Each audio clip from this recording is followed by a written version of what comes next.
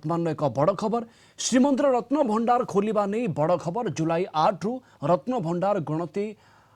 हेबो बोली जहा सूचना मिली जुलाई 8 रु 27 जाए रत्न भंडार जांच गणति हेबो बोली अनुमान करा जाउछि 19 दिन धरी चली पारे रत्न भंडार मरामती एवं गणति बोली सूचना मिली रत्न भंडार तदारक कमिटीर अध्यक्ष जस्टिस अरिजित प्रसाद आसंता 5 तारिख में पुरी आसुछंती से दिन बसीपारे रत्न भंडार तदारक कमिटी बैठक जस्टिस अरिजित प्रसाद को अध्यक्षतार यह बैठक होली सूचना मिली। प्रद्युम्न साथु आम पूरी ब्यूरो हेड जोड़ी होती संपर्क में अधिक सूचना देवाई प्रद्युम्न पूरा खबर कहतु। देखो प्रवीण जहाँ सूचना मिली अर्थात अरिजित प्रसाद को ओडिशा आसवा को नहीं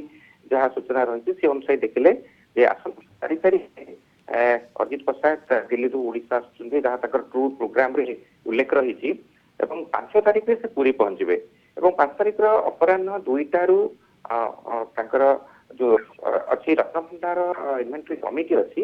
कमिटी गोटे बैठक रही बैठक पर जहाँ टूर प्रोग्राम रे उल्लेखित अच्छी आसंता 8 तारिख 27 तारिख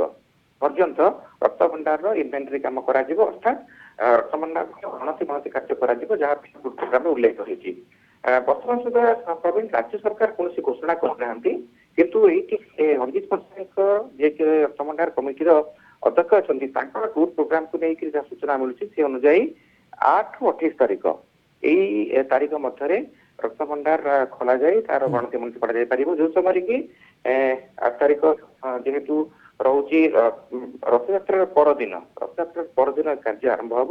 20 तारिख पर्यटन जारी जदियो आसंता 19 तारिख पर्यंत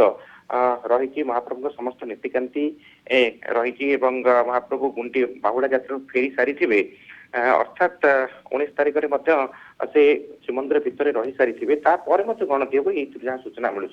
जस्टिस अरिजित प्रसाद जेहेतु कमिटी अध्यक्ष अच्छा टूर प्रोग्राम को नहीं ए प्रकार सूचना मिलूँ जो इन्वेंटरी कमिटी रही कमिटी से अध्यक्ष रही डाक्टर रमाकांत पंडा जे उपाध्यक्ष अच्छा जो कमिटी रे 4 जन सेवा प्रतिनिधि अच्छा गजपति प्रतिनिधि रही आर्कियोलॉजिकल सर्वे ऑफ इंडिया प्रतिनिधि रही छड़ा 4 जिलापाल मेंबर अच्छा जहाँ कि राज्य सरकार गठन कर कमिटी हाईकोर्ट निर्देश मते परिचालना कमिटी यही कमिटी गठन पाई राज्य सरकार सुपारिश करते आधार रे राज्य सरकार गत फेब्रुआरी शेष सप्ताह कमिटी को गठन करते कमिटी गठन है अरिजित प्रसाद मझे आसी पुरी रे बैठक कर किंतु जो टूर प्रोग्राम अच्छी से अनुसार आम कहीपर आसंता 8 तारिख रु गणति कार्य आरंभ हो पारे किंतु वर्तमान सुधा कौन सरकारी स्तर रे अर्थात राज्य सरकार ये घोषणा करना तेणु